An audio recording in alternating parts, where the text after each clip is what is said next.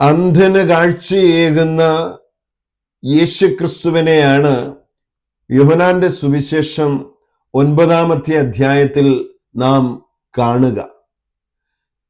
കാഴ്ചയില്ലാത്തവന് കാഴ്ചയേകിയതിന് ശേഷം ആത്മീയ അന്ധതയെക്കുറിച്ചാണ് യേശുക്രിസ്തു പഠിപ്പിക്കുക. സത്യത്തിൽ കാഴ്ചയില്ലാത്തവർ കാണുകയും കാഴ്ചയുള്ളവർ കാണാതിരിക്കുന്ന അന്ധരായും കാണപ്പെടുന്ന ഒരു കാലഘട്ടത്തിന്റെ നടുവിലാണ് ഇന്ന് നമ്മൾ ജീവിക്കുക. സത്യത്തിൽ വിദ്യാഭ്യാസമുണ്ടെന്നും അറിവുണ്ടെന്നും പറയുന്ന ഒരു യൗവനങ്ങൾ പോലും ഇന്ന് യഥാർത്ഥത്തിൽ ഒരു സത്യ ദൈവത്തെ കൂട്ടിമുട്ടാനാവാതെ അന്ധകാരത്തിന്റെ ശക്തികളുടെ അടിമത്വത്തിലേക്ക് കടന്നു പോകുന്ന ഒരു കാലഘട്ടം. എന്നാൽ കാഴ്ചയില്ലാത്ത ഒരു വ്യക്തിക്ക് കാഴ്ച കൊടുക്കുന്ന യേശുക്രിസ്തുവിനെ ദൈവത്തിന്റെ വചനം നമ്മുടെ മുമ്പിൽ വെളിപ്പെടുത്തുകയാണ്.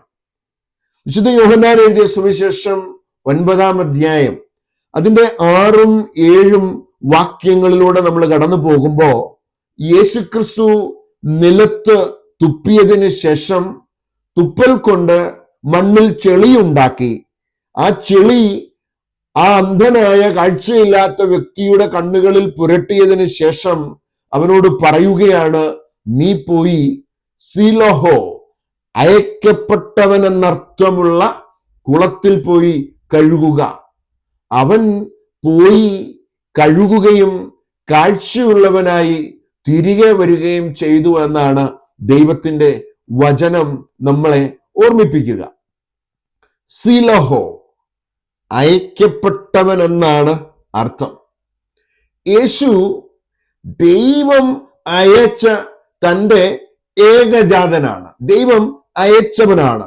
വിശുദ്ധ യോഹന്നാൻ എഴുതിയ സുവിശേഷം 3-ാം അധ്യായം അതിന്റെ 16-ാമത്തെ വാക്യത്തിൽ ഇങ്ങനെയാണ് പറയുക, അവനിൽ വിശ്വസിക്കുന്ന ഏവനും നശിച്ചു പോകാതെ നിത്യജീവൻ പ്രാപിക്കേണ്ടതിന് തന്റെ ഏകജാതനെ നൽകുവാൻ തക്കവിധം ദൈവം ലോകത്തെ അത്രമാത്രം സ്നേഹിച്ചു.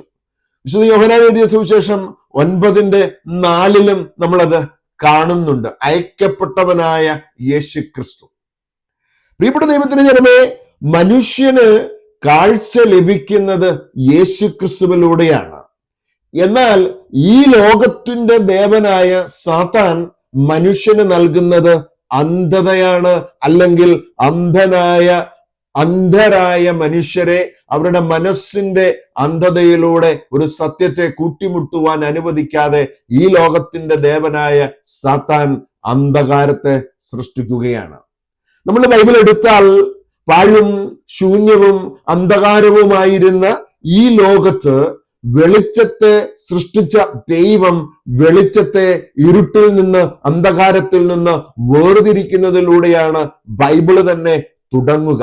അത് കാരണം ഏതെങ്കിലും ഒരു മേഖലകളിൽ അന്ധകാരമുണ്ടെങ്കിൽ അവിടെ ദൈവത്തിന്റെ വചനം കടന്നു വന്ന് ഒരു വെളിച്ചം നൽകുന്നില്ല എങ്കിൽ അന്ധകാരത്തിലായിരിക്കും ആ സമൂഹവും ആ സാഹചര്യങ്ങളും ആ വ്യക്തിയും എന്ന് നമ്മൾ തിരിച്ചറിയണം. എന്നാൽ ഇവിടെ സീലോഹോ, കുളത്തിൽ പോയി നീ കഴുകുക എന്ന് അന്ധനായ കാഴ്ചയില്ലാത്ത വ്യക്തിയോട് യേശുക്രിസ്തു പറയുമ്പം ആ മനുഷ്യൻ യേശുക്രിസ്തുവിനെ അനുസരിക്കുകയാണ്, യേശുക്രിസ്തുവിനെ വിശ്വസിക്കുകയാണ്. അങ്ങനെ വിശ്വാസവും അനുസരണവും ആ വ്യക്തിക്ക് ലഭ്യമാക്കിയത് കാഴ്ചയില്ലാത്തവന് കാഴ്ചയാണ് തിരികെ കിട്ടിയത്. എന്ന് വെച്ചാൽ സൃഷ്ടാവായ ദൈവത്തിന്റെ സ്പർശനം കാഴ്ച നൽകുന്നു എന്ന തിരിച്ചറിവ് ഇന്ന് നമുക്ക് ഓരോരുത്തർക്കും ഉണ്ടാകണമെന്ന് ദൈവത്തിന്റെ പരിശുദ്ധാത്മാവ് ആഗ്രഹിക്കുകയാണ്. ഹല്ലേലൂയ.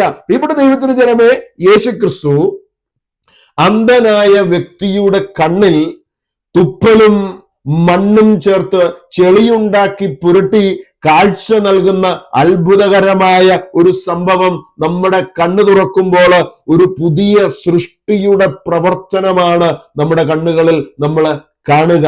ഹല്ലേലൂയ. മണ്ണിൽ നിന്നും മനുഷ്യനെ രൂപപ്പെടുത്തിയ ദൈവം അതേ മണ്ണുപയോഗിച്ചുകൊണ്ട് ഒരു കണ്ണ് സൃഷ്ടിച്ചുകൊണ്ടാണ് ഇവിടെ അത്ഭുതം ചെയ്യുക എന്ന് നമ്മൾ തിരിച്ചറിയുന്നിടത്താണ് ദൈവത്തിന്റെ സൃഷ്ടികർമ്മത്തിന്റെ പിന്നിൽ പ്രവർത്തിച്ച അതേ കരവിരുത് ഇവിടെയും വെളിപ്പെടുന്നത് നമുക്ക് കാണുവാൻ സാധിക്കുക. ഹല്ലേലൂയ. ബൈബിൾ എടുത്താൽ യേശുക്രിസ്തുവിന്റെ 3 വിധത്തിലുള്ള സൗഖ്യങ്ങൾ ബൈബിള് നമ്മുടെ മുമ്പിൽ അവതരിപ്പിക്കുന്നുണ്ട്. അത് നമ്മൾ പരിശോധിച്ച് നോക്കുകയാണെങ്കിൽ, ഒന്ന്, യേശുക്രിസ്തു തൊട്ട് സുഖപ്പെടുത്തുന്നുണ്ട്. പിന്നീട് മറ്റൊരു സ്ഥലത്ത് തുപ്പിയതിനു ശേഷം തൊട്ട് സ്പർശിച്ച് സൗഖ്യപ്പെടുത്തുന്നുണ്ട്.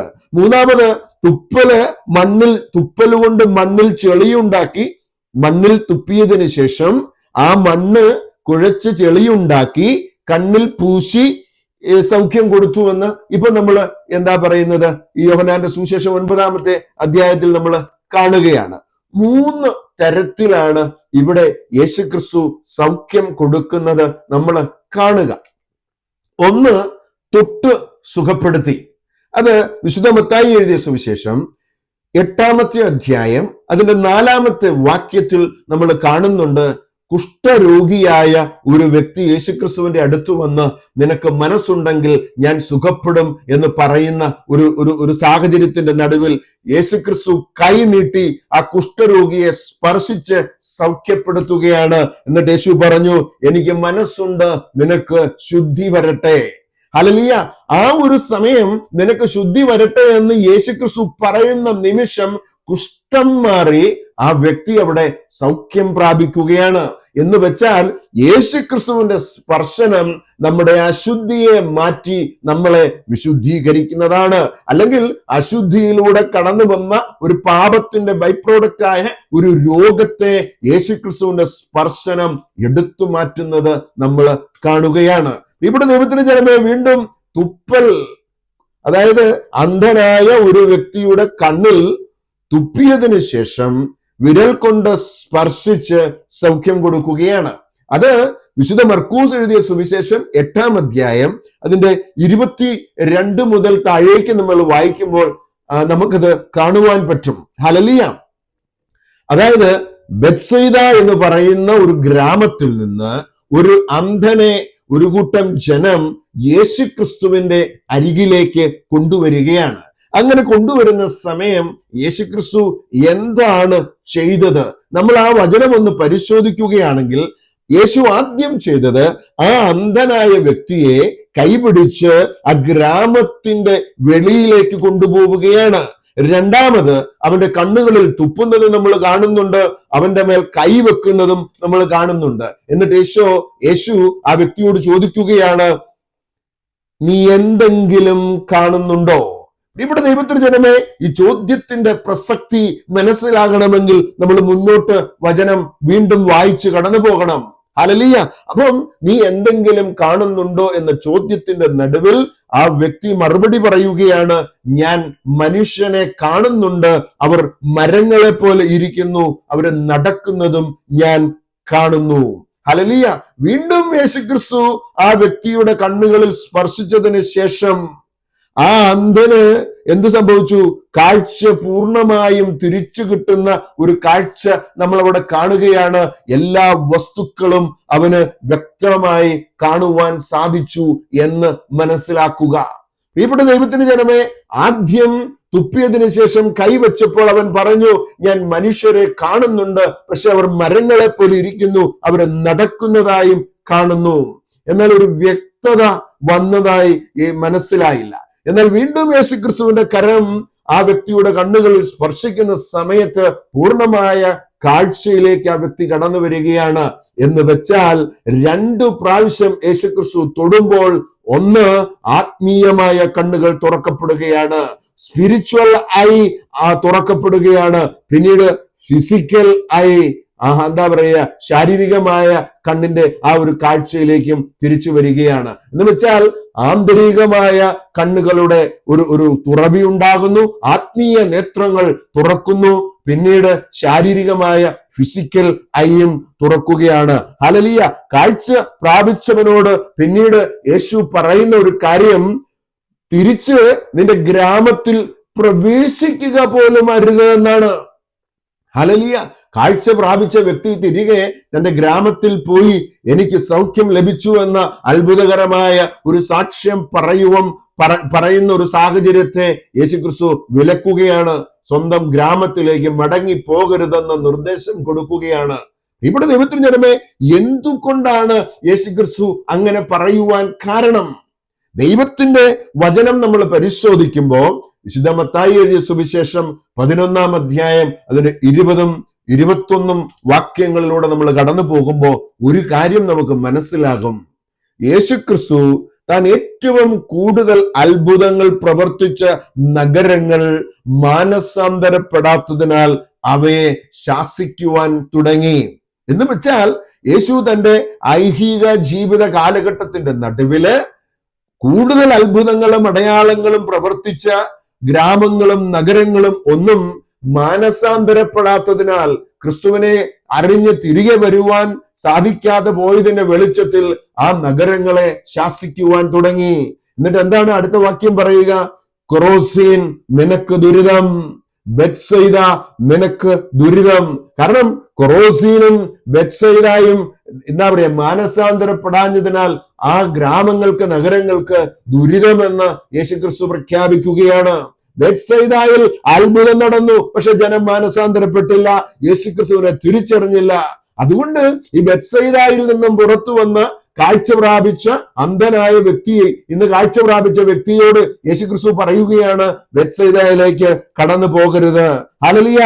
കാരണം അവിടെ ദുരിതം വരാൻ പോകുന്ന ഒരു ഗ്രാമത്തിലേക്ക് മടങ്ങി പോകരുത് എന്ന് യേശുക്രിസ്തു പറയുമ്പോൾ അതിന്റെ ആത്മീയമായ അർത്ഥം പ്രിയപ്പെട്ട ദൈവത്തിന്റെ ജനമേ നമ്മൾ തിരിച്ചറിയണം. കാരണം ആ ഗ്രാമത്തെ, ആ നഗരത്തെ കൺട്രോൾ ചെയ്യുന്ന ചില നെഗറ്റീവ് സ്പിരിറ്റിന്റെ ഇൻഫ്ലുവൻസുകളിലേക്ക് വീണ്ടും കടന്നു പോകരുത് എന്ന് ദൈവത്തിന്റെ ആത്മാവ് വെളിപ്പെടുത്തുകയാണ്.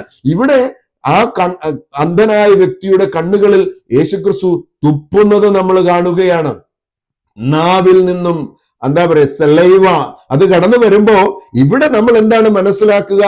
ജീവനുള്ള വചനത്തിന്റെ പ്രതീകമായിട്ടാണ്, അല്ലെ, യേശുക്രിസ്തുവിന്റെ വാക്ക്, ദൈവത്തിന്റെ വചനം ജീവനുള്ളതാണെന്നുള്ള ഒരു തിരിച്ചറിവിലേക്കാണ് നമ്മളിവിടെ വരിക. യേശു തന്റെ വചനം അയച്ചാണ് സൗഖ്യമാക്കുന്നത്.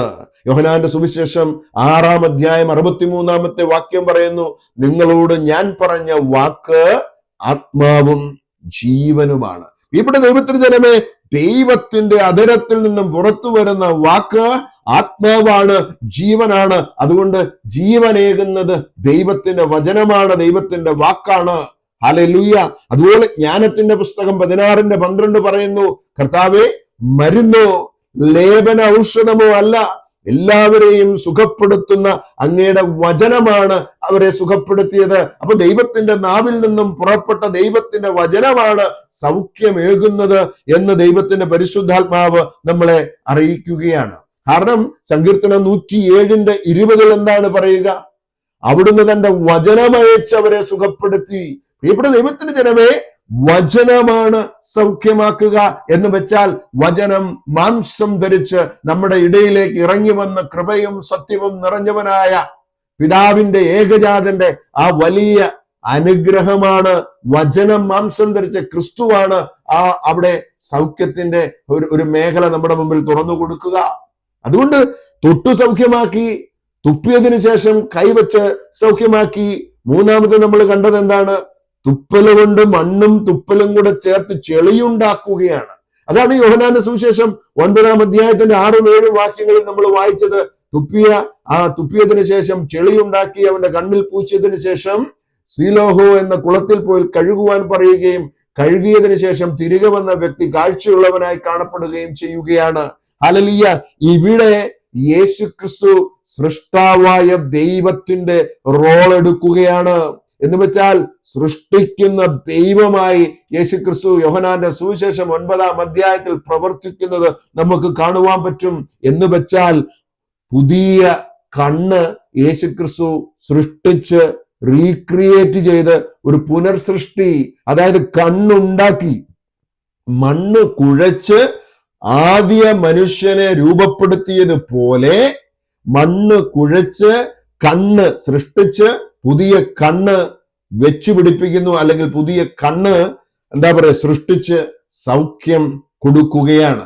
ഇവിടെ ഉൽപ്പത്തി പുസ്തകം 2-ാം അധ്യായം 7-ാമത്തെ വാക്യത്തിനോടുള്ള ആത്മീയ ബന്ധത്തിലാണ് ഈ മണ്ണ് കുഴച്ചുള്ള ആ മണ്ണ് കുഴച്ച് കണ്ണിൽ പുരട്ടി എന്ന് പറയുന്ന ആ പ്രവൃത്തി നമ്മൾ കാണുക.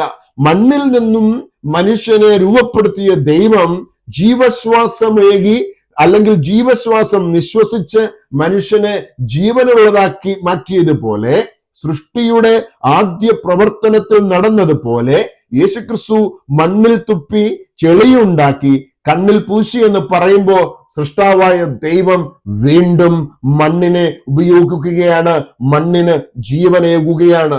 ഉൽപ്പത്തി 2:7 ദൈവം ആദ്യ മനുഷ്യന് എന്താ പറയുന്നത്, അവന്റെ നാസാരന്ധ്രങ്ങളിലേക്ക് മണ്ണ് കുഴച്ച് മെനഞ്ഞുണ്ടാക്കിയ ആ ഒരു രൂപത്തിൽ തന്റെ നാസാരന്ധ്രങ്ങളിലേക്ക് ദൈവത്തിന്റെ ജീവശ്വാസം നിശ്വസിച്ച് ജീവനേകിയതുപോലെ യോഹന്നാന്റെ സുവിശേഷം 9-ാം അധ്യായം 6-7 വാക്യത്തിൽ ദൈവപുത്രനായ യേശുക്രിസ്തു പുതിയ കണ്ണ് സൃഷ്ടിച്ച് ജീവനേകുന്നത് പോലെ കാഴ്ചയേകുന്നതാണ് നമ്മൾ കാണുക.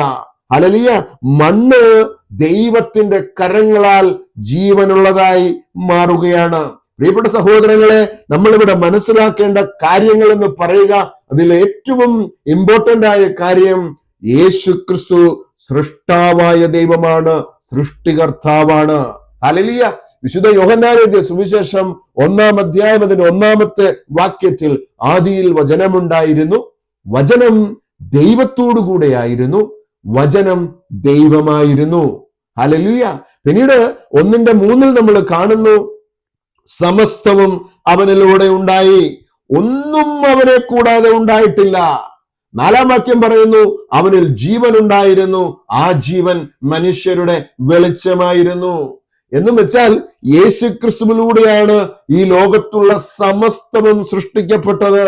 യേശു ഇവിടെ മണ്ണ് ഉപയോഗിക്കുമ്പോൾ ആദ്യ കാലഘട്ടത്തിൽ ആദ്യത്തെ സൃഷ്ടികർമ്മത്തിന്റെ ഓർമ്മപ്പെടുത്തൽ നമുക്ക് നൽകുകയാണ്. എന്ന് വെച്ചാൽ ഉൽപ്പത്തി 2:7 ആദത്തിന് ഒരു ശരീരമുണ്ടാക്കി കൊടുത്ത, മനുഷ്യനെ രൂപപ്പെടുത്തിയ അതേ കരങ്ങൾ ഇപ്പോഴും പ്രവർത്തിക്കുന്നു എന്നും താൻ സൃഷ്ടാവായ ദൈവമാണെന്നും നമുക്ക് സൂചന തരികയാണ്.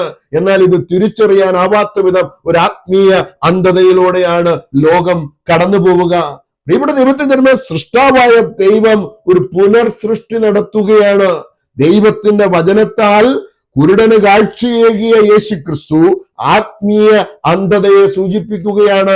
യേശുക്രിസ്തുവിലൂടെ വീണ്ടെടുപ്പ് ലഭിക്കുമെന്ന സൂചന മാനവരാശിക്ക് ഈ ഒരു സൗഖ്യത്തിലൂടെ യേശുക്രിസ്തു നൽകുകയാണ്. കാരണം ഈ സൗഖ്യം ഏറ്റെടുക്കണമെങ്കിൽ അതിനകത്ത് യേശുക്രിസ്തുവുള്ള വിശ്വാസം നമ്മൾ പ്രഖ്യാപിക്കണം, ദൈവത്തിന്റെ വചനത്തെ അനുസരിക്കണം. എന്ന് വെച്ചാൽ വിശ്വാസവും അനുസരണവും സൗഖ്യത്തിലേക്കുള്ള വഴിയാണ്. ഹല്ലേലൂയ. ഇവിടെ ദൈവത്തിന്റെ ജനമേ ഓർത്തുകൊള്ളുക, പോയി സീലോഹോ കുളത്തിൽ കഴുകുക എന്ന് അന്ധനായ കുരുടനായ വ്യക്തിയോട് യേശുക്രിസ്തു പറയുമ്പോൾ ആ കുരുടനായ മനുഷ്യൻ അത് അനുസരിച്ചു, തന്റെ വിശ്വാസം തന്റെ പ്രവൃത്തിയിലൂടെ പ്രകടിപ്പിച്ചു, അത് സൗഖ്യത്തിലേക്ക് കലാശിക്കുകയാണ്. ഹല്ലേലൂയ. അതുകൊണ്ട് 1 വിശ്വസിക്കണം, 2 അനുസരിക്കണം. ഇത് രണ്ടും കൂടെ ചേരുമ്പോ അവിടെ സൗഖ്യം കടന്നു വരികയാണ്. എന്നാൽ ആത്മീയമായ അന്ധത ബാധിച്ചവർ അനുസരണയിലൂടെ തന്റെ വിശ്വാസം പ്രഖ്യാപിച്ച് ആത്മീയ അന്ധത മാറി യേശുക്രിസ്തുവിനെയും ദൈവത്തിന്റെ വചനത്തെയും തിരിച്ചറിഞ്ഞ് ആത്മീയ പക്വതയിൽ ജീവിക്കണമെന്ന് ദൈവത്തിന്റെ പരിശുദ്ധാത്മാവ് ആഗ്രഹിക്കുകയാണ്. ഇന്ന് യേശു ദൈവമല്ല എന്ന് പറഞ്ഞ് യേശുക്രിസ്തു എന്താ പറയുന്നത്, മനുഷ്യനാണെന്നും അല്ലെ മറ്റു പല രീതിയിലൊക്കെ യേശുക്രിസ്തുവിനെ ഇകഴ്ത്തി കാണിക്കുവാൻ ശ്രമിക്കുന്ന ജനസമൂഹത്തിന്റെ നടുവില് യേശുക്രിസ്തു ദൈവമാണെന്നും ഇപ്പോഴും ഈ മണ്ണിൽ പ്രവർത്തിക്കുന്നു എന്നുമുള്ള തിരിച്ചറിവ് ഓരോ വ്യക്തിയുടെ ജീവിതത്തിലേക്കും കടന്നു വരണം. മനുഷ്യ, നീ മണ്ണാകുന്നു, അല്ലെങ്കിൽ നീ പൊടിയാകുന്നു, നീ പൊടിയിലേക്ക് തന്നെ മടങ്ങിപ്പോകുമെന്ന് പറഞ്ഞത് ഓർത്തുകൊണ്ട് ഹല്ലേലൂയ, ആ പൊടിയെ, ആ മണ്ണിനെ, അല്ലെങ്കിൽ ആ ദുർബലരായ മനുഷ്യനെ യേശുക്രിസ്തു ജീവനുള്ളതാക്കി മാറ്റുന്ന ഒരു കരുത്തുള്ള ദൈവമാണെന്ന് തിരിച്ചറിയണം. കാരണം നമ്മുടെ ശരീരം മണ്ണുകൊണ്ട് മെനഞ്ഞുണ്ടാക്കിയതാണ്. മനുഷ്യ നീ മണ്ണാകുന്നു എന്ന് പറഞ്ഞത് നമ്മൾ മറക്കാതെ ഇരുന്നാൽ മണ്ണായിരിക്കുന്ന പൊടിയായിരിക്കുന്ന നമ്മുടെ ദൗർബല്യങ്ങളെയും നമ്മുടെ ജീവിതത്തിൽ കടന്നു വന്ന പാപത്തിന്റെ മേഖലകളെയും ഒക്കെ മാറ്റിമറിക്കുവാൻ യേശുക്രിസ്തുവിന്റെ കുരിശുമരണത്തിന് സാധ്യമാകുമെന്നും യേശു നമ്മളെ ജീവനുള്ളവരാക്കി നമ്മളെ മാറ്റുവാൻ കരുത്തുള്ള ശക്തനും ധീരനുമായ ദൈവമാണെന്നുള്ള തിരിച്ചറിവ് എന്ന് നമുക്കുണ്ടാകുന്നുവോ അന്ന് മാത്രമേ നമ്മുടെ ജീവിതത്തിൽ ഒരു സൗഖ്യത്തിലേക്ക് നമ്മൾ കടന്നു പോകത്തുള്ളൂ. ഇവിടെ ദൈവത്തിൽ ഞാൻ 2 കൊരിന്ത്യൻസ് 4-ാം അധ്യായം അതിന്റെ 7-ാമത്തെ വാക്യത്തിൽ സെന്റ് പോൾ ഇങ്ങനെ എഴുതി വെച്ചു, പരമമായ ശക്തി ദൈവത്തിൻ്റെതാണ്, ഞങ്ങളുടേതല്ല. മനസ്സിലാകുന്നുണ്ടോ? ആത്യന്തികമായ പരമമായ ശക്തി എന്ന് പറയുന്നത് ദൈവത്തിൻ്റെതാണ്, ഞങ്ങളുടേതല്ല എന്ന് വെളിപ്പെടുത്തുന്നതിന് ഈ നിധി മൺപാത്രങ്ങളിലാണ് ഞങ്ങൾക്ക് ലഭിച്ചിട്ടുള്ളത്. ശരീരമാകുന്ന മൺപാത്രങ്ങളിൽ ദൈവത്തിന്റെ പരിശുദ്ധാത്മാവിനെ നൽകി ആ ദൈവത്തിന്റെ പരമമായ ശക്തി നമ്മിൽ പ്രകടമാകുവാൻ പ്രിയപ്പെട്ട ദൈവത്തിന്റെ ജനമേ, അത് ഈ മൺപാത്രത്തിലേക്കാണ് ദൈവം പകർന്നു തന്നിട്ടുള്ളത്. ഹല്ലേലൂയ. അതുകൊണ്ട് യേശുക്രിസ്തുവിന്റെ വാക്ക്, വചനം നമ്മുടെ ഉള്ളിൽ ജീവിക്കുന്നതിനാൽ യേശു കാഴ്ചയില്ലാത്തവർക്ക് കാഴ്ചയേകുവാനും പ്രത്യാശയില്ലാത്തവർക്ക് പ്രത്യാശയേകുവാനും സാധിക്കുന്ന തരത്തിൽ നമ്മിലൂടെ ഇന്ന് പ്രവർത്തിക്കുവാൻ കരുത്തുള്ളവനാണ്. ഹല്ലേലൂയ. അതുകൊണ്ട് നമ്മൾ ഓർക്കേണ്ട ഒരു കാര്യം, ദൈവത്തിന്റെ വചനം ജീവനുള്ളതാ. ആ ദൈവത്തിന്റെ വചനത്തിൽ ജീവനുള്ളത് കൊണ്ട് യേശു കാഴ്ചയില്ലാത്തവർക്ക് കാഴ്ചയേകുവാനും പ്രത്യാശയില്ലാത്തവർക്ക് പ്രത്യാശയേകുവാനും കരുത്തുള്ളവനാണ്.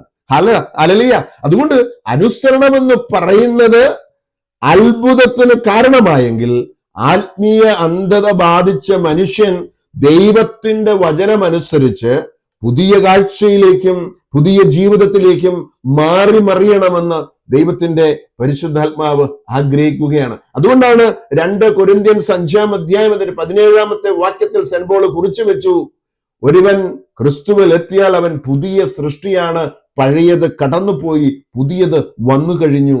അങ്ങനെ പുതിയത് വന്നു കഴിഞ്ഞു എന്ന് പറയുമ്പോൾ അന്ധത മാറി കാഴ്ചയുള്ളവനായി ഒരു പുതിയ സൃഷ്ടിയായി മാറുകയാണ്. പാപകരമായ അന്ധത മാറി ആത്മീയമായ കാഴ്ചയിൽ ജീവിക്കുന്ന ഒരു പുതിയ ജീവിതത്തിന്റെ അനുഭവത്തിലേക്ക് ഒരുവൻ വരികയാണ്. ക്രിസ്തുവിൽ എത്തിയാൽ അവൻ പുതിയ സൃഷ്ടിയാണ്.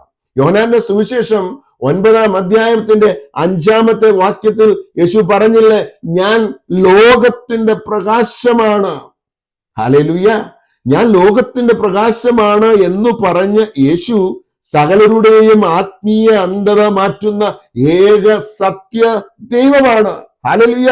മണ്ണിലും പൊടിയിലും പോലും ജീവനേകുവാൻ കരുത്തുള്ള ദൈവമാണ് അവൻ. കാഴ്ചയില്ലാത്തവർക്ക് കാഴ്ചയേകുവാൻ ജീവന്റെ സ്പർശമായി വന്ന യേശുക്രിസ്തു നമ്മുടെ ആത്മീയ അന്ധത മാറ്റുവാനാണ് പ്രിയപ്പെട്ട ദൈവത്തിന്റെ ജനമേ കടന്നു വന്നത്. കാരണം ആത്മീകമായി അന്ധനായ ഒരു മനുഷ്യന് ദൈവത്തിന്റെ സാന്നിധ്യം തിരിച്ചറിയാനാവുകയില്ല. ദൈവവചനത്തിന്റെ സത്യമൊന്നും തിരിച്ചറിയുവാൻ സാധിക്കത്തില്ല. കാരണം അവര് ലൗകിക മേഖലകളിൽ മാത്രം താല്പര്യമുള്ളവരായി കാണപ്പെടുകയാണ്. ആത്മീയ സത്യങ്ങൾ അവരുടെ മുന്നിൽ മറയ്ക്കപ്പെടുന്ന ഒരു സാഹചര്യം കടന്നു വരികയാണ്. അതാണ് ഞാൻ ആമുഖമായി പറഞ്ഞത്, ഈ ലോകത്തിന്റെ ദേവൻ അവിശ്വാസികളായ അവരുടെ മനസ്സിനെ അന്ധമാക്കും. തന്നിമിത്തം യേശുക്രിസ്തുവിന്റെ മഹത്വമേറിയ സുവിശേഷത്തിന്റെ പ്രകാശം അവർക്ക് ദൃശ്യമല്ല. മനസ്സിനെ അന്ധമാക്കുന്ന ഈ ലോകത്തിന്റെ ദേവനായ സാത്താൻ മനുഷ്യന്റെ മനസ്സിനെ അന്ധമാക്കും. യേശുക്രിസ്തുവിനെ തിരിച്ചറിയാൻ, സുവിശേഷത്തിന്റെ ശക്തി തിരിച്ചറിയുവാൻ അവർക്ക് സാധ്യമാകാത്ത വിധത്തിൽ ആത്മീയമായ അന്ധതയാൽ ഈ ലോകത്ത് അവരുടെ കണ്ണ് കുരുടാക്കും. അതുകൊണ്ടാണ് ബെത്സയിദായിലെ അന്ധന് 2 പ്രാവശ്യം യേശുക്രിസ്തു തൊട്ട് ആത്മീയ അന്ധതയും മാറ്റി ഫിസിക്കൽ അന്ധതയും മാറ്റുവാൻ ഇടയാക്കിയത്. പ്രിയപ്പെട്ട ദൈവത്തിന്റെ ജനമേ, ആത്മീയമായ അന്ധതയുടെ കാരണങ്ങളെ കണ്ടെത്തി അതിൽ നിന്നും പുറത്തു വരുവാൻ നമുക്ക് സാധ്യമായാൽ ദൈവം ഒരുക്കി വെച്ചിരിക്കുന്ന നിത്യജീവന്റെ അനുഗ്രഹങ്ങളിലേക്ക് നമുക്ക് കടന്നു പോകുവാൻ പറ്റും.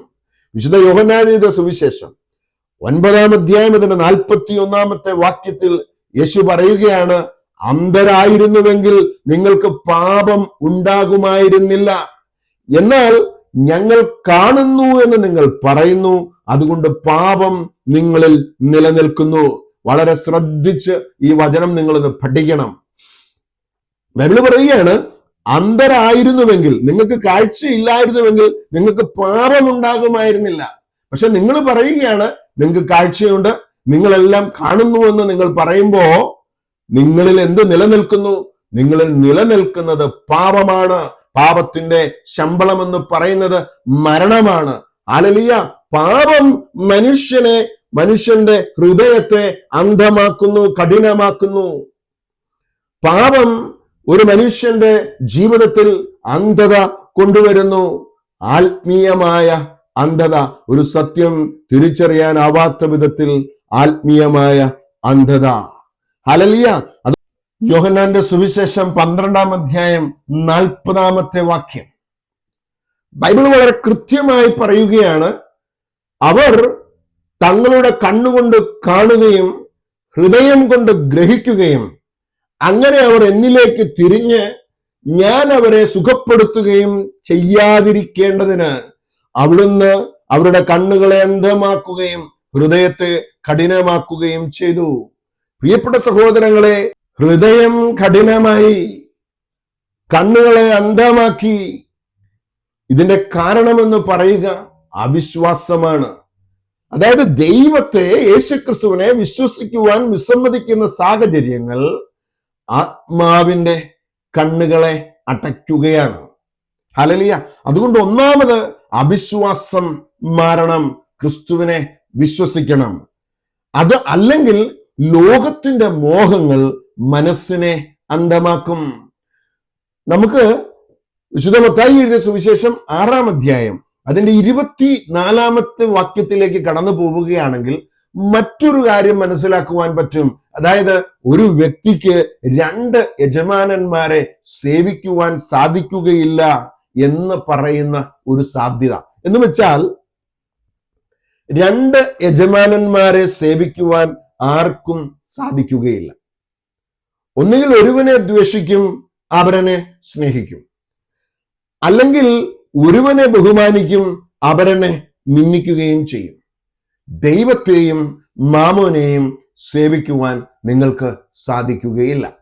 പ്രിയപ്പെട്ട ദൈവത്തിന്റെ ജനമേ, 2 യജമാനന്മാരെ സേവിക്കുവാനാവില്ല എന്ന് ബൈബിള് പഠിപ്പിക്കുമ്പോൾ ദൈവത്തെയും ധനത്തെയും ഒരുമിച്ച് സേവിക്കുവാൻ ആവില്ല. ലോകത്തെ സ്നേഹിക്കരുതെന്നും ലോകത്തെ സ്നേഹിച്ചാൽ പിതാവായ ദൈവത്തിന്റെ സ്നേഹം നമ്മിൽ നിലനിൽക്കുകയില്ല എന്നും യോഹന്നാൻ ശ്ലീഹ തന്റെ 2-ാമത്തെ അധ്യായത്തില് ലേഖനം 1 യോഹന്നാൻ 2-ാം അധ്യായം അതിന്റെ 14-ഉം 15-ഉം വാക്യങ്ങളിൽ നമ്മളെ പഠിപ്പിച്ചിട്ടുണ്ട്. ഹല്ലേലൂയ. യേശുക്രിസ്തു മാത്രമാണ് ആത്മീയമായ കാഴ്ചയുടെ ഉറവിടമെന്ന് നമ്മൾ തിരിച്ചറിയുമ്പോഴാണ് നമ്മുടെ ജീവിതത്തിൽ മാറ്റമുണ്ടാവുക. യേശുക്രിസ്തു തന്നെ പറയുകയാണ്, ഞാൻ ലോകത്തിന്റെ പ്രകാശമാണ്, എന്നെ അനുഗമിക്കുന്നവർ ഒരിക്കലും അന്ധകാരത്തിൽ നടക്കുകയില്ല, അവന് ജീവന്റെ പ്രകാശം ഉണ്ടായിരിക്കുമെന്ന് വിശുദ്ധ യോഹന്നാൻ എഴുതിയ സുവിശേഷം 8:12 യേശുക്രിസ്തു തന്നെ പ്രഖ്യാപിക്കുകയാണ്. എന്ന് വെച്ചാൽ യേശുക്രിസ്തു ഈ ലോകത്തിലേക്ക് കടന്നു വന്നത് ആത്മീയമായ അന്ധതയെ മാറ്റാനാണ്. ഹല്ലേലൂയ. അതുകൊണ്ട് നമ്മുടെ ജീവിതത്തിൽ ഈ ആത്മീയമായ അന്ധത മാറണമെങ്കിൽ ദൈവത്തിന്റെ വചനം, വിശുദ്ധ ബൈബിൾ നമ്മൾ എടുക്കണം. ദൈവത്തിന്റെ വചനം നമ്മൾ വായിക്കണം, ധ്യാനിക്കണം, അത് നമ്മുടെ ഹൃദയത്തിൽ സംഗ്രഹിക്കണം. അടുത്ത തലമുറകൾക്ക് പറഞ്ഞു കൊടുക്കുവാനായി നമ്മുടെ ജീവിതത്തിൽ നമ്മളത് ഏറ്റെടുക്കണം. ഇന്ന് ദൈവത്തിന്റെ വചനം ശ്രവിക്കുവാൻ ആർക്കും സമയമില്ല. ഒരു ധ്യാനമോ ഒരു പ്രാർത്ഥനയോ അല്ലെങ്കിൽ ഒരു കൂട്ടായ്മയോ അങ്ങനെ ഉണ്ടെങ്കിൽ ആർക്കും സമയമില്ല. മറ്റു പലതരത്തിലുള്ള ഏതെങ്കിലും ആഘോഷങ്ങളാണെങ്കിൽ സമയത്തിന് മുമ്പേ കടന്നു വരുവാൻ നമ്മൾ ഓരോരുത്തർക്കും അവസരമുണ്ടാകുന്ന ഒരു കാലഘട്ടം. പ്രിയപ്പെട്ട ദൈവത്തിന് ജനമേ, ഭീകര ദുരിതങ്ങളുടെ കാലഘട്ടങ്ങളിലേക്ക് ലോകം കടന്നു പോകുന്ന തീവ്രവാദത്തിന്റെയും സ്ഫോടനങ്ങളുടെയും ഒക്കെ കാലഘട്ടത്തിന്റെ നടുവിലൂടെ നമ്മൾ കടന്നു പോകുമ്പോൾ ഓർത്തുകൊള്ളുക, വചനം ലഭിക്കാത്ത സാധ്യതകളും സാഹചര്യങ്ങളും കടന്നു വരുന്നതിന് മുമ്പ് നമ്മുടെ ഹൃദയത്തിൽ ഇത് സംഗ്രഹിക്കണം. ആത്മീയമായ അന്ധത മാറുവാൻ ദൈവത്തിന്റെ വചനം എടുക്കണം, ദൈവത്തിന്റെ വചനം പഠിക്കണം, ദൈവത്തിന്റെ വചനം ധ്യാനിക്കണം. അവ നിങ്ങളുടെ ഹൃദയത്തിൽ നിങ്ങൾ എന്താ പറയുക, സൂക്ഷിക്കണം. ഹല്ലേലൂയ. രണ്ടാമത്, പ്രിയപ്പെട്ട ദൈവത്തിന്റെ ജനമേ, തെറ്റുപറ്റാത്ത ഒരു മനുഷ്യരും ഈ ലോക ചരിത്രത്തിലില്ല. ഒരുവൻ പോലും നീതിമാൻ ഇല്ല എന്ന് യേശുക്രിസ്തു തന്നെ, അല്ലെങ്കിൽ സെന്റ് പോൾ തന്നെ നമ്മുടെ റോമാലേഖനത്തിൽ പഠിപ്പിക്കുന്നുണ്ട്. പ്രിയപ്പെട്ടവരെ, അതുകൊണ്ട് പശ്ചാത്തപിക്കുവാനും പാപത്തിൽ നിന്ന് മടങ്ങി വരുവാനും ഒരു അനുഗ്രഹത്തിലേക്ക് തിരികെ വരുവാനുമുള്ള തീരുമാനം നമ്മൾ എടുക്കണം. പശ്ചാത്തപിക്കണം, പാപത്തിൽ നിന്ന് തിരികെ വരണം. ഇത് രണ്ടാമത്തെ മേഖലയാണ്. മൂന്നാമതായി, ദിവസവും കുറച്ചു സമയം പ്രാർത്ഥിക്കുവാൻ സമയം കണ്ടെത്തുകയും ദൈവത്തിന്റെ പരിശുദ്ധാത്മാവിന്റെ കൃപയിൽ ആശ്രയിച്ച് ജീവിക്കുവാനുമുള്ള സമയം നമ്മൾ കണ്ടെത്തണം. അങ്ങനെ വരുമ്പോ പരിശുദ്ധാത്മാവ് നമ്മുടെ ഉള്ളിലുള്ള അന്ധതയെ മാറ്റി അവിടെ വെളിച്ചം ഏകുമെന്ന് തിരിച്ചറിയുക. അപ്പൊ യേശുക്രിസ്തുവിനുള്ള വിശ്വാസം നമ്മുടെ ജീവിതത്തിൽ വർദ്ധിക്കുമ്പോൾ, ദൈവത്തിന്റെ വചനം നമ്മൾ അനുസരിക്കുമ്പോൾ, ആത്മീയമായ അന്ധതയെ മാറ്റി ദൈവത്തിന്റെ പരിശുദ്ധാത്മാവ് ആത്മീയമായ കണ്ണുകൾ തുറക്കപ്പെടുമെന്നുള്ള ബോധ്യം നമുക്ക് തരികയാണ്. ഹല്ലേലൂയ. സങ്കീർത്തനം 119:18 സങ്കീർത്തകനായ ദാവീദ് ഇങ്ങനെ എഴുതി വെച്ചു: അങ്ങയുടെ പ്രമാണങ്ങളുടെ വൈശിഷ്ട്യം ദർശിക്കുവാൻ എന്റെ കണ്ണുകൾ തുറക്കണമേ. പ്രിയപ്പെട്ട ദൈവത്തിന്റെ ജനമേ, കണ്ണുകൾ തുറക്കണമേ എന്ന് ദാവീദ് പ്രാർത്ഥിച്ചതുപോലെ നമുക്കും ഇന്ന് പ്രാർത്ഥിക്കുവാൻ സാധിച്ചാൽ അത് വലിയ അനുഗ്രഹത്തിലേക്ക് നമ്മളെ നടത്തും. ഹല്ലേലൂയ. അപ്പം ആത്മീയ അന്ധത എന്നത് ഒരു സത്യ ദൈവത്തെ അറിയാതെ പോകുന്നതും, അല്ലെങ്കിൽ സത്യ ദൈവത്തെ മനസ്സിലാക്കാൻ പറ്റാത്തതുമാണ്. ഇന്ന് ലോകത്ത് 800 കോടി ജനമുണ്ട്. ഈ 800 കോടി ജനങ്ങളുടെയും നടുവിൽ വിളിച്ചു പറയേണ്ട ഒരു സത്യമെന്നുള്ളത് യേശുക്രിസ്തു സത്യ ദൈവമാണ്, ഏക സത്യ ദൈവമാണ്, സൃഷ്ടിതാവായ ദൈവമാണ് യേശുക്രിസ്തു എന്ന പരമമായ സത്യമാണ്. ഹല്ലേലൂയ. ഇത് തിരിച്ചറിഞ്ഞാൽ ഇന്ന് ലോകത്തിലുള്ള സകല ജനപദങ്ങളുടെയും ആത്മീയ അന്ധത മാറ്റപ്പെടും. കാരണം ഈ ലോകത്തിലുള്ള ഒരുവൻ പോലും നശിച്ചു പോകാതെ നിത്യതയിൽ എത്തുവാനാണ് പിതാവായ ദൈവം തന്റെ ഏകജാതനെ ഈ ലോകത്തിലേക്ക് അയച്ചത്. ഈ ലോകത്തിലേക്ക് അയച്ച സമയത്ത് യേശുക്രിസ്തു എന്താ പറയുക, സൗഖ്യവും അത്ഭുതങ്ങളും ഒക്കെ നമ്മുടെ മുമ്പിൽ പ്രവർത്തിച്ചിട്ടും ആരും ക്രിസ്തുവിനെ മനസ്സിലാക്കാൻ പറ്റാതെ കടന്നുപോയി. ഹല്ലേലൂയ. ഇന്ന് ഈ ലോകത്തിൽ ആത്മീയ അന്ധത മാറി ഒരു സത്യദൈവത്തെ കൂട്ടിമുട്ടണമെങ്കിൽ യേശു ക്രിസ്തുവിനെ കൂട്ടിമുട്ടണം. ഹല്ലേലൂയ. മതങ്ങൾ പഠിപ്പിക്കുന്ന ഒരു ദൈവത്തിനും നിങ്ങളെ രക്ഷിക്കുവാൻ സാധിക്കുകയില്ല എന്ന് തിരിച്ചറിയണം. പ്രിയപ്പെട്ടവരെ, മരണത്തിനപ്പുറം ലൈംഗിക സുഖം തേടി കൊന്നും സ്വയം മരിച്ചും തീവ്രവാദത്തിൽ ഏർപ്പെട്ടും മനുഷ്യനെ നശിപ്പിക്കുന്ന മതത്തിന്റെ തെറ്റായ ആശയങ്ങൾ പുതിയ തലമുറയുടെ തലച്ചോറ് മന്ദീഭവിപ്പിച്ച് രാജ്യത്തിനും മാനവികതയ്ക്കും എതിരെ നിർത്തി ക്രിസ്ത്യാനികളെയും യഹൂദരെയും കൊന്നൊടുക്കണമെന്ന് പഠിപ്പിക്കുന്നിടത്ത്, കൊന്നാൽ സ്വർഗം കിട്ടുമെന്ന് പഠിപ്പിക്കുന്നിടത്ത്, ശത്രുവിനെ പോലും സ്നേഹിക്കണമെന്ന് പഠിപ്പിച്ച സ്നേഹപിതാവായ യേശുക്രിസ്തുവിനെ തിരിച്ചറിയുന്നിടത്താണ് യഥാർത്ഥ സ്വർഗീയ സന്തോഷമെന്ന്, അല്ലെങ്കിൽ ആ സ്വർഗീയ സന്തോഷം അനുഭവിക്കുവാൻ പറ്റുക എന്ന് നമ്മൾ തിരിച്ചറിയുന്നിടത്താണ് ആത്മീയ അന്ധത മാറുക. ഈ അന്ധത തരുന്നത് സാത്താനാണ്. അതുകൊണ്ട് സാത്താനെ എതിർക്കുവാനുള്ള മനസ്സ് ദൈവവചനത്താൽ നമ്മുടെ ഹൃദയത്തിൽ കടന്നു വരികയാണെങ്കിൽ, പ്രിയപ്പെട്ട ദൈവത്തിന്റെ ജനമേ, നമ്മൾ അനുഗ്രഹത്തിലേക്ക് നടക്കും. അതുകൊണ്ട് സാത്താനെ എതിർക്കണമെങ്കിൽ, ഈ ആത്മീയ അന്ധത മാറണമെങ്കിൽ യേശുക്രിസ്തു സത്യദൈവമാണെന്ന് തിരിച്ചറിയണം. ദൈവത്തിന്റെ വചനം സത്യമാണെന്ന് തിരിച്ചറിയണം. അതിന് ദൈവത്തിന്റെ പരിശുദ്ധാത്മാവിന് മാത്രമേ നമ്മെ ഓരോരുത്തരെയും സഹായിക്കുവാൻ സാധിക്കുകയുള്ളൂ. അതുകൊണ്ട് ഒരു കാര്യം നിങ്ങൾ ഓർക്കുക, യോഹന്നാന്റെ സുവിശേഷം 9-ാം അധ്യായത്തിൽ അന്ധന് കാഴ്ചയില്ലാത്തവന് കാഴ്ചയേകുന്ന യേശുക്രിസ്തു ആത്മീയ അന്ധതയെ കുറിച്ച് പഠിപ്പിക്കുന്നുണ്ടെങ്കിൽ, ഇന്ന് കാഴ്ചയുണ്ടെന്ന് പറയുന്നവർ യഥാർത്ഥ കാഴ്ച കാണുന്നില്ല. യഥാർത്ഥത്തിൽ യേശുക്രിസ്തുവിനെ കാണുന്നിടത്താണ് പ്രിയപ്പെട്ട ദൈവത്തിന്റെ ജനമേ ഒരു വ്യക്തിയുടെ ജീവിതം മാറുക. അവന്റെ മുഖത്തേക്ക് നോക്കിയവർ എല്ലാം പ്രകാശിതരായി എന്ന് സങ്കീർത്തനം 34:5 പറയുന്നുണ്ടെങ്കിൽ, പ്രകാശത്തിൽ നിൽക്കണമെങ്കിൽ ക്രിസ്തുവിന്റെ മുഖത്തേക്ക് നോക്കണം. 10,000 സൂര്യനേക്കാൾ ശോഭയേറിയ ക്രിസ്തുവിന്റെ മുഖത്തു നിന്നും പുറപ്പെടുന്ന ആ പ്രകാശത്തിൽ, ലോകത്തിന്റെ പ്രകാശമായ ക്രിസ്തുവിന്റെ മുഖത്തു നിന്ന് വരുന്ന പ്രകാശത്തിൽ നിലനിന്നെങ്കിൽ മാത്രമേ ആത്മീയാന്ധത മാറി നമുക്ക് ദൈവത്തിന്റെ പദ്ധതി അനുസരിച്ച് മുന്നോട്ട് പോകുവാൻ സാധിക്കത്തുള്ളൂ. ഇന്ന് ലോകം മതഭ്രാന്തിന്റെയും തീവ്രവാദത്തിന്റെയും എന്താ പറയുക, കൊന്നും കൊലവിളിച്ചും സ്വയം എന്താ പറയുക ചാവേറായും ഒക്കെ ജീവിതം നശിപ്പിക്കുമ്പോ, പഠിച്ച് നല്ല ഡോക്ടേഴ്സും എഞ്ചിനീയേഴ്സും അല്ലെങ്കിൽ പൈലറ്റും ഒക്കെ ആയിരുന്ന വ്യക്തികളാണ് ഇന്ന് പല വിധത്തിലുമുള്ള വൈറ്റ് കോളർ ടെററിസം പോലും നമ്മുടെ മുമ്പിലേക്ക് കൊണ്ടുവരുന്നത്. പ്രിയപ്പെട്ട ദൈവത്തിന്റെ ജനമേ, ഓരോ കുഞ്ഞുങ്ങളെയും യേശു ദൈവമാണെന്ന് പഠിപ്പിച്ച് ദൈവവചനത്തിന്റെ ശക്തി തിരിച്ചറിയുവാൻ നമ്മുടെ കുഞ്ഞുങ്ങളെ പഠിപ്പിച്ചു കൊടുത്ത് ആത്മീയ അന്ധതയിൽ നിന്നും മാറ്റി ആത്മീയമായ ഉത്കർഷത്തിൽ ദൈവവചനത്തിന്റെ ശക്തിയിൽ കുഞ്ഞുങ്ങളെ വളർത്തണമേ എന്ന് നിങ്ങളുടെ മുമ്പിൽ ഒരു അപേക്ഷ വെക്കുകയാണ്. പ്രിയപ്പെട്ട സഹോദരങ്ങളെ, നമുക്ക് ബൈബിൾ എടുക്കാം, ദൈവത്തിന്റെ വചനത്തെ നമ്മുടെ നെഞ്ചോട് ചേർത്ത് പിടിക്കാം. ഇന്ന് നമ്മൾ കേൾക്കുന്നത് എന്താ പറയുക, യോഹന്നാന്റെ സുവിശേഷം 9-ാം അധ്യായം 6-7 വാക്യത്തില് യേശുക്രിസ്തു ചെയ്ത ഒരു അത്ഭുതത്തിന്റെ വെളിച്ചത്തിലാണ് നമ്മൾ ഇന്ന് ഒന്നിച്ചു കൂടുക. വിശ്വസിച്ചാൽ, അനുസരിച്ചാൽ സൗഖ്യം, ശാരീരികവും മാനസികവുമായ ആത്മീകവുമായ മേഖലകളിൽ ദൈവത്തിന്റെ പരിശുദ്ധാത്മാവ് സൗഖ്യമേകുന്നതിന് ഒരു നിമിഷം നമുക്കൊന്ന് കണ്ണുകളെ അടയ്ക്കാം. ദൈവത്തിന്റെ പരിശുദ്ധാത്മാവെ, ആത്മീയ അന്ധതയിലൂടെ കടന്നു പോകുന്ന ഈ സമൂഹത്തില്, ഈ ജനങ്ങളുടെ നടുവില്, സഭയില്, വിശ്വാസികളുടെ നടുവിലൊക്കെ ക്രിസ്തുവിന്റെ ആ സ്നേഹത്തെ പകർന്ന്, ദൈവത്തിന്റെ പരിശുദ്ധാത്മാവിന്റെ ആ വലിയ അഭിഷേകം പകർന്ന് അന്ധകാരത്തെ മാറ്റി വെളിച്ചത്തെ കൊണ്ടുവന്ന ദൈവമേ, ഇന്ന് ഞങ്ങളുടെ എല്ലാം ജീവിതങ്ങളില് അനുഗ്രഹമാകുന്ന ക്രിസ്തുവിന്റെ പ്രകാശം, കുഞ്ഞാടിന്റെ മുഖത്ത് കാണപ്പെടുന്ന ആ പ്രകാശം ഞങ്ങളുടെ ജീവിതത്തിൽ അനുഗ്രഹമായി മാറുവാൻ, നിത്യതയിൽ എത്തുവോളം ആ പ്രകാശത്തിൽ ഞങ്ങളെ സംരക്ഷിക്കുവാൻ സ്വർഗമേ, പരിശുദ്ധാത്മാവേ, യേശുവേ, ഞങ്ങളെ ഓരോരുത്തരെയും ചേർത്ത് പിടിക്കണമേ എന്ന് പ്രാർത്ഥിക്കുന്നു. പിതാവിന്റെയും പുത്രന്റെയും പരിശുദ്ധാത്മാവിന്റെയും നാമത്തിൽ തന്നെ. ആമേൻ.